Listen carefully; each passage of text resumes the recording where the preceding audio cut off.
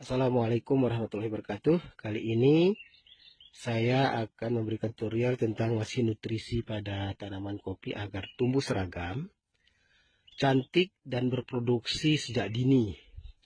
Nanti akan berproduksi banyak seperti nanti induknya yang kita lihat di sana sebentar lagi kita syuting.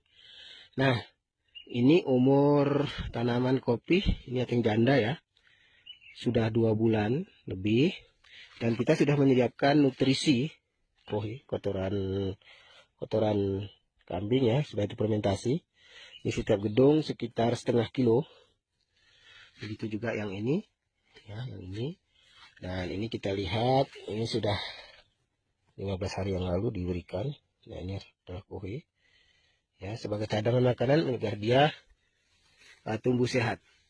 Nah, nanti secara perlahan ini akan konsisten tersedia unsur hara dan dia akan berproduksi secara banyak seperti induknya yang ini. Ini adalah induknya ya, padat, dan ini adalah janda ya. Ini keteng janda yang selalu menggoda.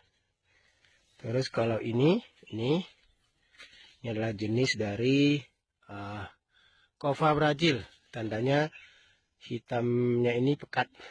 Nah, kalau ini tank super ya, tank super, bijinya lebih besar,